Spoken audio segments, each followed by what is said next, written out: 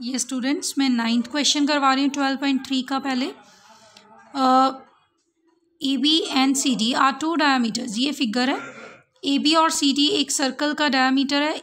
ए B और C D ये circle का डायामीटर्स हैं दो, और आपस में परपेंडिकुलर है। तो एक ओ डी डायामीटर है स्मॉलर सर्कल का, डायामीटर है स्मॉलर सर्कल का, और ओ ए की लेंथ 7 सेंटीमीटर गिवन है। ओ ए की लेंथ ये चीज़ 7 सेंटीमीटर है, ठीक है। तो अब हमें शेडेड रीजन का एरिया निकालना है। अब मुझे ये समझ में आ रहा है कि अगर ये ओ ए मेरे पास बड़े सर्कल का रेडियस है, तो ओ डी भी तो बड़े सर्कल का रेडियस है।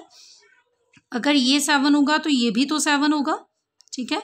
अगर ये 7 है तो मतलब छोटे सर्कल का डायमीटर 7 है, तो वहाँ से रेडियस मुझे आ जाएगा। तो मैं वहाँ से सर्कल का एरिया ढूंढ सकती हूँ, मतलब शेडेड रीजन का। इतना मैंने एरिया ढूंढ लिया। अब मुझे ये शेडेड रीजन चाहिए, क्योंकि अगर मुझे ये शेडेड रीजन मिल जाए तो ये दोनों बिल्कुल सेम है। एक का मिल जाए उसको दूसरे का भी वही होगा। फिर मैं इसका और इसका तीनों के शेडेड रीजन के एरिया को प्लस कर दूंगी, तो मेरे पास आ जाएगा ये area of shaded reason total मिलकर। अब ये तो मैंने आपको बता दिया कि आपने कैसे ढूंढना है। डायमीटर मिल गया तो रेडियस मिल जाएगा, एरिया ऑफ सर्कल मिल जाएगा। अब मुझे ये क्या नज़र आ रहा है, ये अगर मैं इस चीज़ की बात करूं, ये शेडेड रीजन की बात करूं, तो मुझे ये एक सेगमेंट नज़र आ रहा है, क्योंकि ये पोर्शन एक सेक्टर है, तो ये चीज़ एक सेगमेंट है।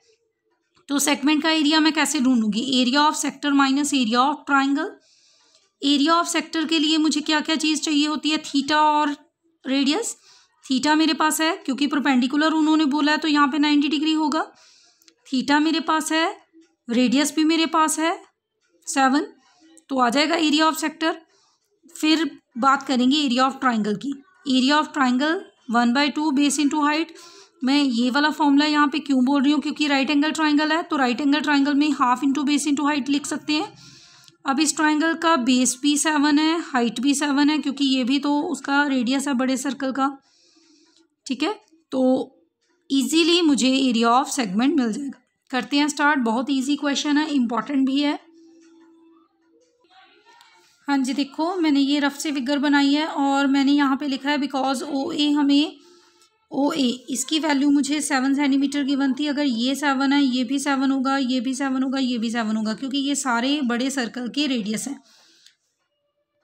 थोड़ी सी कटिंग हो गई है, तो यहाँ पे देख लेना कि ये डायमीटर यहाँ पे लिखना था कि अगर ये ओ ए 7 सेंटीमीटर है, तो ये भी ओ डी 7 सेंटीमीटर होगा। वो बन जाएगा डायमीटर ऑफ स्मॉलर सर्कल। तो वहाँ से मैं रेडियस ऑफ स्मॉलर सर्कल निकाल लूँ 7/2। वहाँ से एरिया ऑफ स्मॉलर सर्कल निकाल लूँ। क्यों एरिया निकाल रही हूँ, क्योंकि वो भी शेडेड रीजन है। तो πr² वैल्यू पुट करके सॉल्व करके देखिए क्या आ रहा है। 7 कैंसल, मेरे पास आया 77/2 centimetre square area of circle. अब मैंने एरिया ऑफ सेगमेंट निकालना है। एरिया ऑफ सेगमेंट के लिए मैंने जैसे बताया था, क्योंकि ये परपेंडिकुलर बोला है तो 90 डिग्री है। हम यहाँ पे थोड़ा सा मेंशन कर दें, बिकॉज ए बी और सी डी ये दोनों परपेंडिकुलर हैं, देयरफॉर एंगल ए ओ सी कितना होगा, 90 डिग्री। ये मैंने शो कर दिया। अब मैं बात करूँगी एरिया ऑफ सेगमेंट की। एरिया ऑफ मैं 2 सेगमेंट इकट्ठा निकाल लूँ, या फिर ऐसे करते हैं एरिया ऑफ सेगमेंट एक का निकाले हैं, बाद में 2 के साथ मल्टीप्लाई कर देंगे। एरिया ऑफ सेगमेंट कैसे आता है, area of sector minus area of triangle. Area of sector का formula θ/360 πr²। Area of triangle का formula half into base into height, क्योंकि ये राइट एंगल ट्राइंगल है, तो यहाँ पे वैल्यूज़ पुट कर दें। आर की वैल्यू 7 है, 2 टाइम्स है, तो मैंने 2 टाइम्स लिख दिया। इसको अलग से सॉल्व करना है। बेस इंटू हाइट, बेस भी 7 है और हाइट भी 7 है, इसको अलग से लिख लिया। ये अलग अलग सॉल्व करेंगे।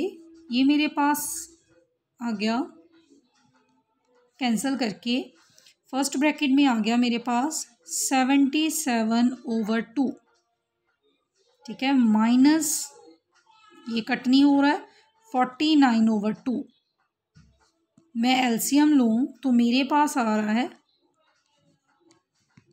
28/2। 28/2 कट करके कितना आया 14 सेंटीमीटर। ठीक है, ये आ गया एरिया ऑफ 1 सेगमेंट। मैंने एरिया ऑफ 2 सेगमेंट निकालने क्योंकि दोनों बिल्कुल सेम सेगमेंट है, तो मैं एरिया ऑफ 2 सेगमेंट्स 2 के साथ मल्टीप्लाई कर दूं। एक का कितना आया था, ये एक सेगमेंट का एरिया आया था 14, तो 2 का कितना आएगा 28 सेंटीमीटर स्क्वायर। ठीक है, तो बहुत सिंपल है, ये दोनों का एरिया मेरे पास आ गया। सर्कल का एरिया भी मैंने निकाल लिया। शेडेड रीजन का एरिया कैसे आएगा, अगर मैं इन तीनों को प्लस कर दूं, area of shaded region equals to area of smaller circle plus area of 2 segments.